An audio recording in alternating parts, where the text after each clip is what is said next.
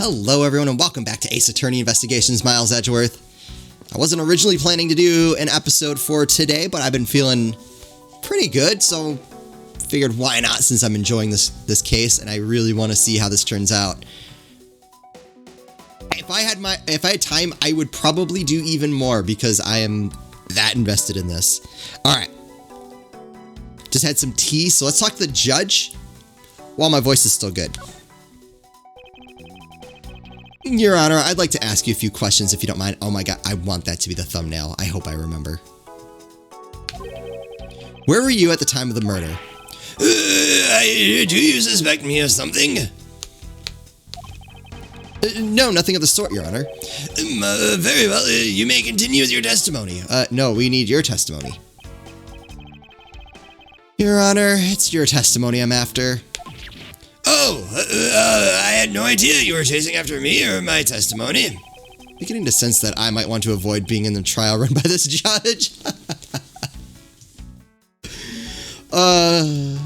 Yep. That would be screenshot worthy. Alright, tell me about the time of the murder, I guess. Let's see here. Now then, how should I put this? When you get to be my age, you need to pay more frequent visits to the restroom.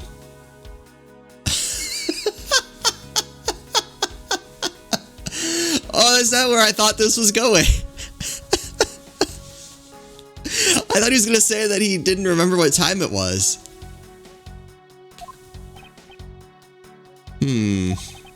If you go take a look through the window at the end of this hall, you'll see a small window.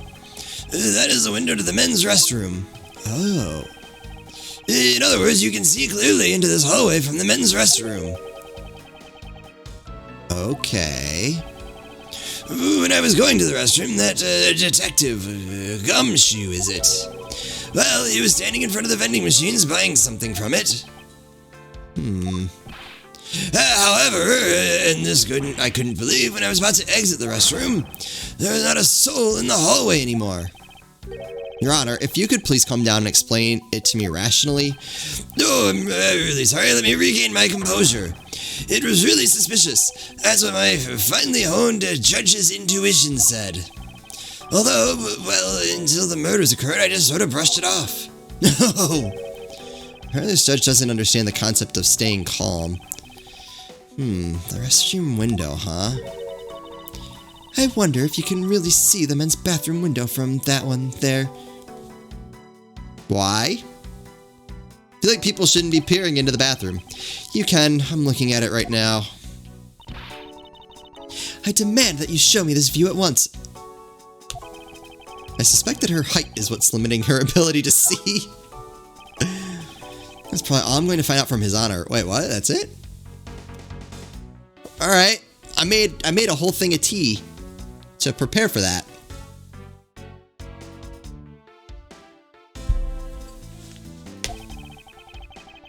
Oh, Mr. Edgeworth, may I return to my other duties now? Yes, I'm sorry to have held you up. Thank you for your cooperation, Your Honor.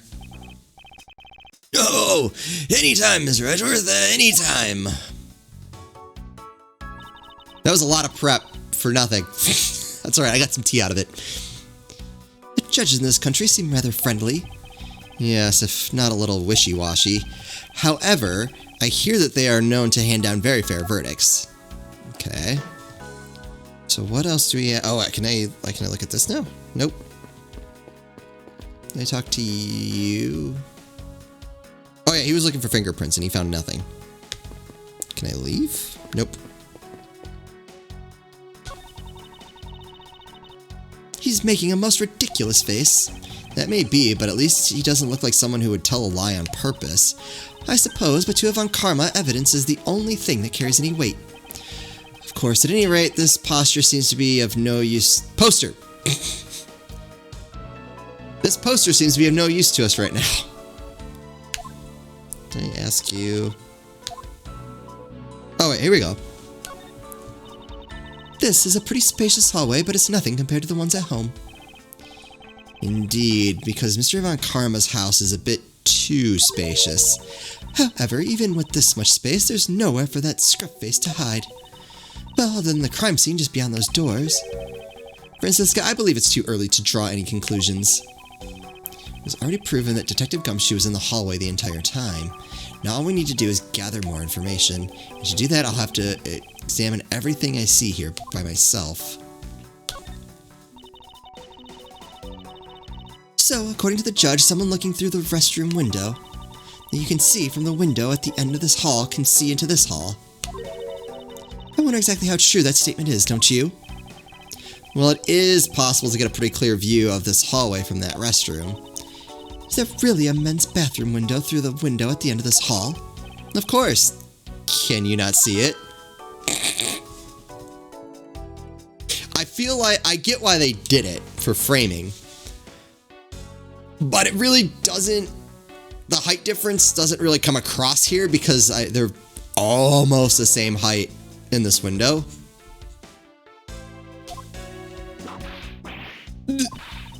I demand that you show me this view at once.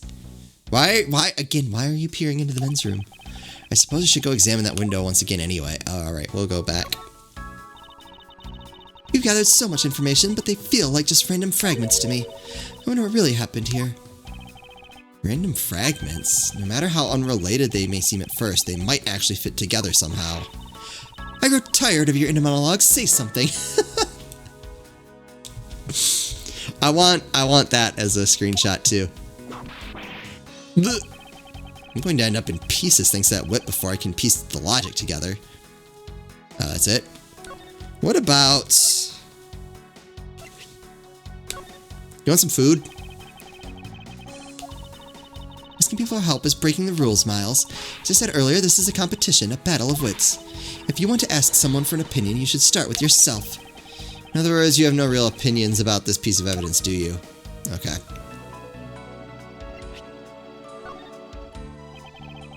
No, okay.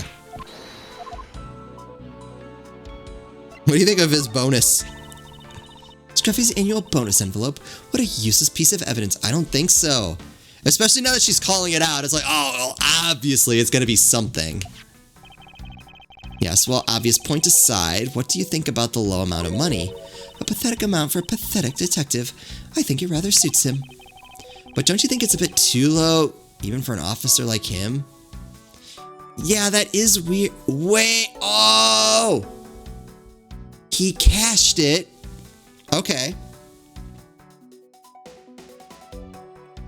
So he cashes it. Does he still have the $5? I'm like, did someone take his $5? Like, say, Kay, who had $1, stole Gumshoe's $5, bought a thing from the vending machine. Something with the ants. But I still feel like there's just not quite enough there yet. By his pay, I can tell he's a fool that I'd never trust anything to. A foolish fool like him would only blotch my record with foolishly foolish mistakes. Well, not that it matters, I'll never have to work with that pathetic fool anyway. Someone else tell her.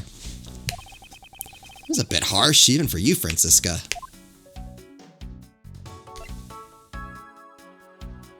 This is the real piece of evidence that I need. Yeah. Alright, let's go back to the... It said go back to the window, so let's do that. I checked this area earlier, but it never hurts to take another look.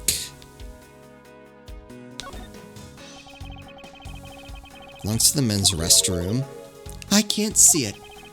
At your height? I'm not surprised. Oh, alright, you deserve that one. I guess short people have feelings too.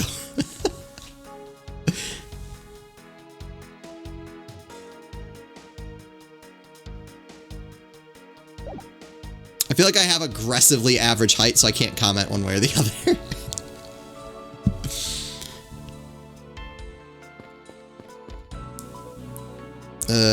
Okay. Oh, I haven't talked to you. What do you have to say? Detective Bad, I have something I wish to inquire about.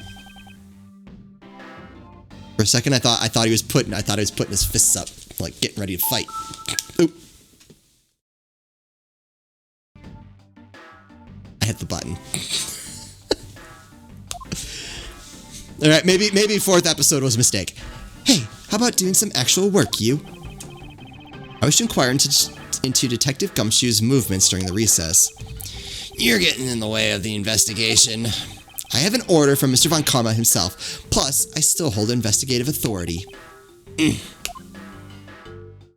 Alright, yeah, tell me about Detective Gumshoe. So I hear you were the one who called for Detective Gumshoe to come down here. Faraday, that guy was just accused, you know?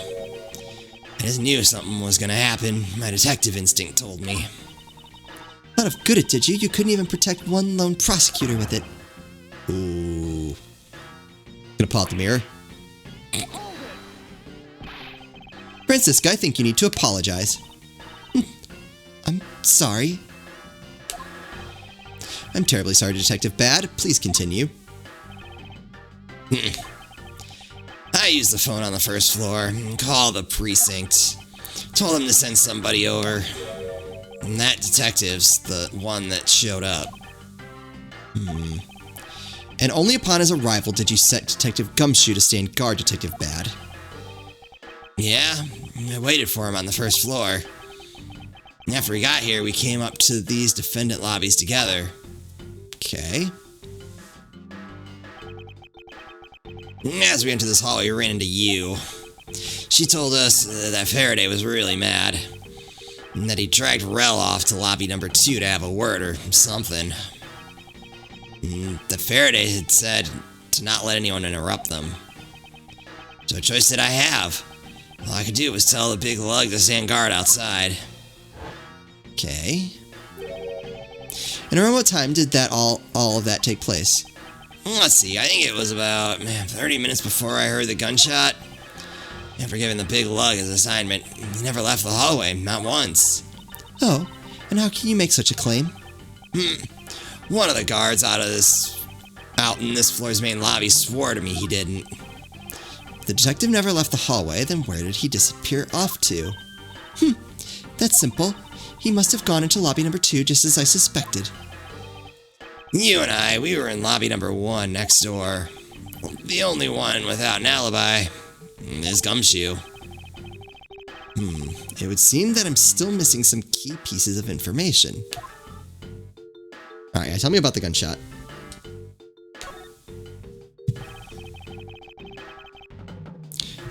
Detective Bad, you also heard the gunshot, did you not? Yeah, I heard it when I was in defendant lobby number 1. That's why I came running towards lobby number 2 together with you. How much time elapsed between you hearing the gunshot and your arrival on the scene? Less than a minute. What were your movements upon hearing the gunshot? I grabbed the big lug who was just walking around in the hall and raced into lobby number 2. And that's when we discovered the bodies, in that order. That makes you the discoverers of the crime scene, right? Yeah, I guess it does, little miss. I am about to become a prosecutor very soon. You will treat me with the dignity I deserve, or else. You ain't that thing around anymore. And I'll have you arrested for obstruction, little miss. Ooh. You wouldn't dare. I think you would. Just joking. Detective Bad is really something if he can make Francisca behave. Are we about done? Is there anything else I should ask him about? Time he heard this gunshot, place he heard the gunshot, situation around the gunshot.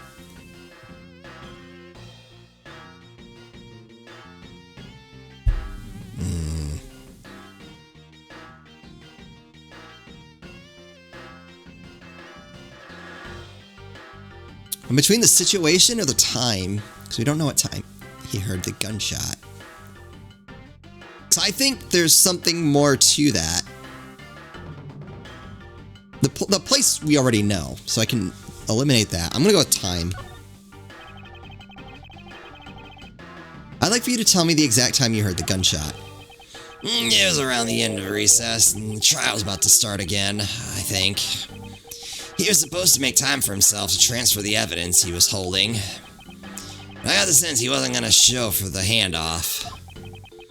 So I figured I should go get him or he'd be late. And just as I thought that, bang, the sound of a gunshot hit my eardrums. So you heard the gunshot right before the trial was about to restart, huh? Oh, we got his testimony. Are we done here? I don't have any time to waste. Oh, come on. All you're doing is standing in front of this door doing nothing.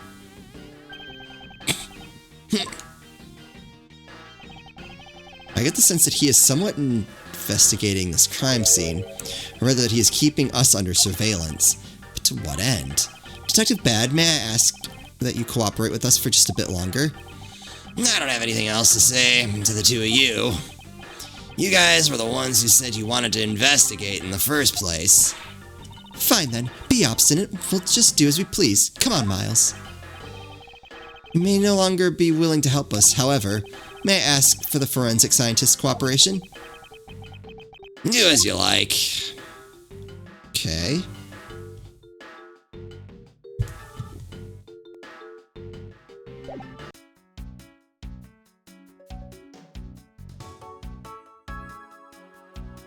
Oh.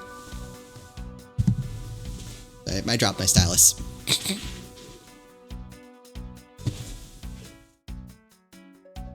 Alright, got it. Okay.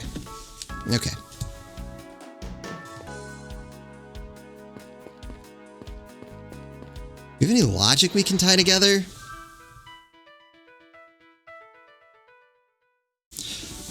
Lobby number 2 window. No human can climb through those barred windows. The scent of flowers is in the air. Okay. A vending machine that sells courthouse special goods. A few sweet items are for sale. Wait. Hold on. All right. Piece of pink trash found on the windowsill of the hallway, made of rubber. I have an idea.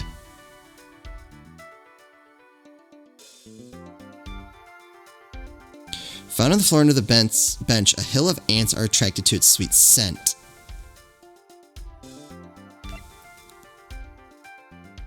Potted cactus sitting on the hallway windowsill. Its needles are dangerous. With that, in the pink piece of trash. Right. Actually, you know what? I think the more obvious one.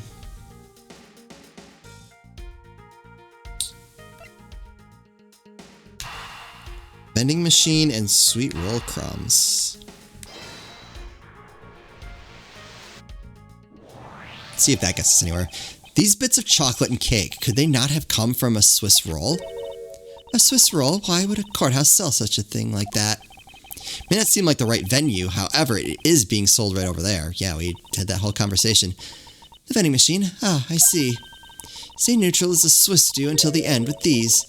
2 for $6. Talk about expensive.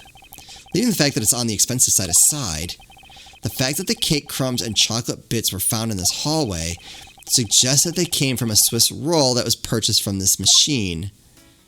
Yeah. I think I have a pretty clear picture of what happened here now. Naturally, after all, I'm here, aren't I? Detective Gumshoe must have sat on this bench as he ate a Swiss roll.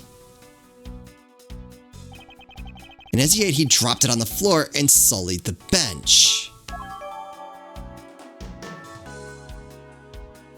When he thought he heard a gunshot.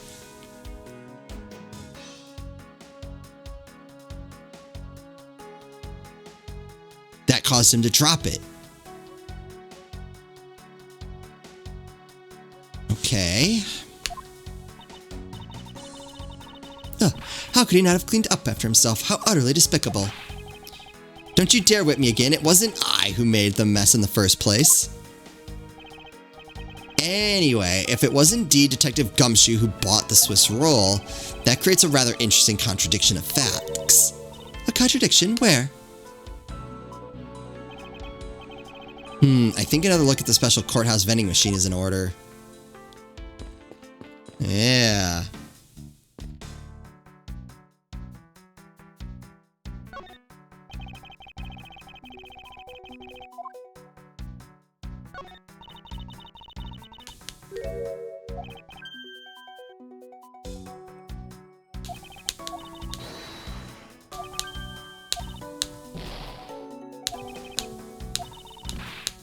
Okay, I got it. Alright. Oh, do I need to deduce?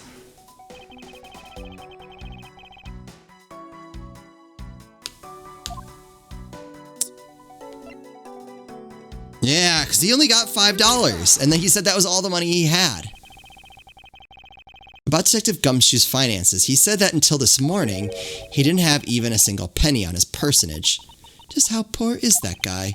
If his bonus really was only $5, then he should not have been able to purchase a pack of Swiss rolls. However, facts being as they are, we found cake crumbs on the floor, meaning Scruffy must have bought a pack somehow. Indeed. That detective should not have been able to purchase a pack, and yet he did. The question is how? Data updated in my organizer. Okay. Well, that didn't... Alright, let's take a look at that.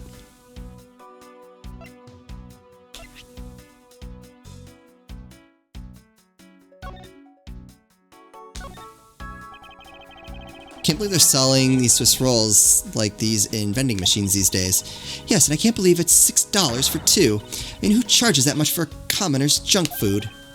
Francisca, if you want one, all you have to do is buy one for yourself. But I'm working right now. It won't do for me to eat while there's a case to be solved. Your idea of working must be vastly different from my own.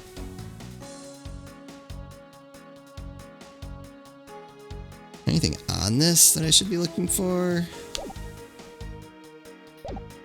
Alright, hold on. I'm going to put the other little bit of logic I had. The pink piece of pink trash and the cactus windowsill. Because the judge said he heard something like a party popper.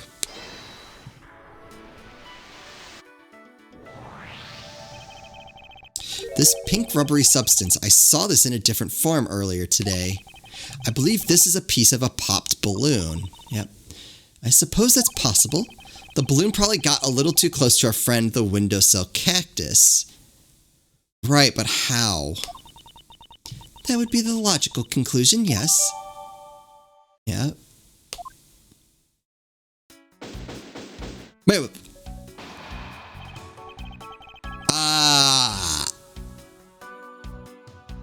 I believe I now have a very firm grasp on what happened here, as do I, clearly. Well, I do too. I'm actually with Francisca on this one. Alright, Francisca, would you care to share what conclusions you've come to? Well, why should I do that? We're still in the middle of a competition, you know. We should be checking to see if your conclusions are wrong first, so you go ahead. It's almost cute that she's going this far to ensure that she wins. Almost. Very well, but first we need to pay His Honor a visit to correct his testimony. Wait, what?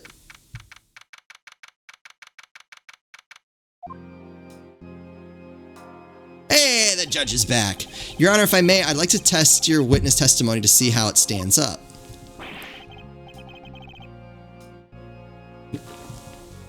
Do you doubt me? Am I your new suspect? In a sense, I suppose you could say that. Even you, a judge, is nothing but a common witness before a Von Karma. Silence in the courtroom. Silence, I said. Mr. New Prosecutor, recommended by Manfred Von Karma, genius prosecutor, successor. You bit your tongue again, didn't you? As an offender of the law, I could never give false testimony. You can even place me under oath if you want. Very well then, your testimony, if you please. Oh, we're going toe-to-toe with the judge! Uh-oh. During the recess, I went to the restroom. There's a window on the hallway side. In other words, I could see into the hallway. As I entered, I saw that detective buying something from the vending machine. But if you were sitting down, you wouldn't be able to see him. But when I was about to exit the restroom, he had completely disappeared. Yep, that's fine. A detective goes missing while on duty? That sounds mighty suspicious to me. Your Honor, can you please try to remain calm? No. I'm so used to simply listening to testimonies, I forgot that I got caught up in the excitement. Sorry, Your Honor, but I'm afraid I'm going to have to spoil your fun now. Yep, we know where to go.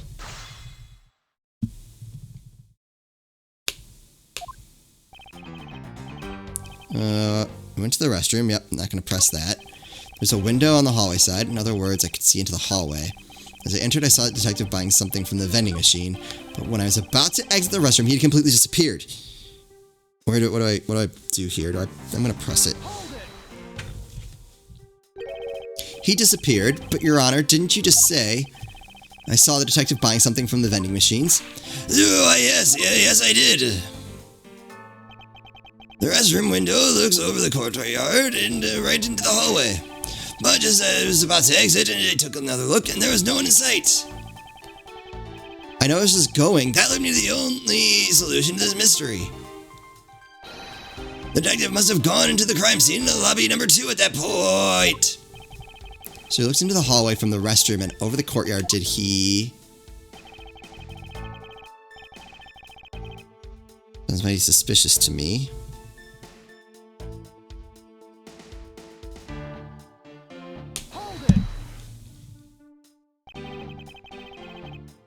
Your Honor, I ask that you remain calm.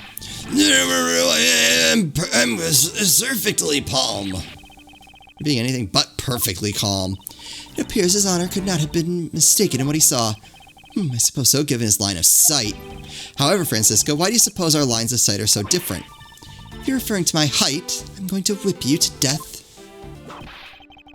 Can't you hold that whip still for just a second? Now, about His Honor's testimony. I believe his line of sight to be an important factor. If it's that important, why don't you hurry up and tell him already? I will, but there's one more thing I need to do if I'm able to correct His Honor's testimony. I'm going to need to retrace Detective Gumshoe's movements. Hold on. There's a window. Yeah. Yeah. He disappeared. Alright, so if I present...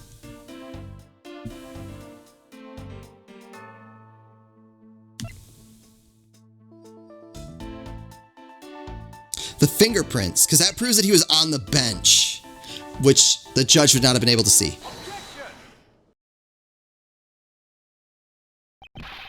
What was that finger wag for, Mr. Edgeworth?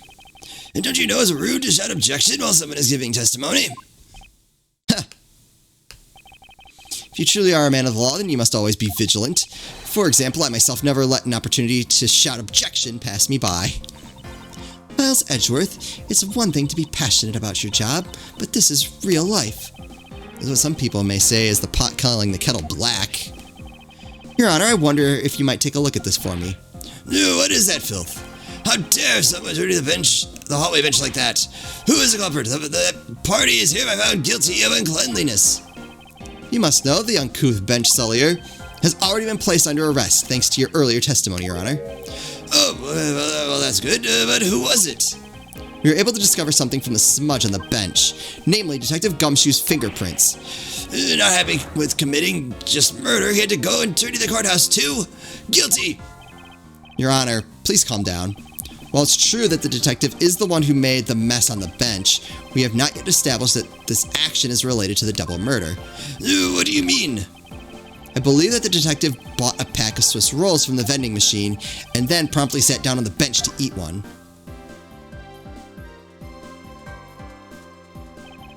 The cake crumbs and pieces of chocolate on the floor under the bench, and Detective Gumshoe's fingerprints prove my conclusion to be true. Oh, but I still don't understand. Is this whole thing related to how I couldn't see him as I was leaving the restroom? It is indeed. The window in the hallway was built rather high up into the wall, at around a grown adult's chest height. As evidence, I submit that Francisca herself was unable to see out of that window. Yep. I knew I shouldn't have used her height as evidence.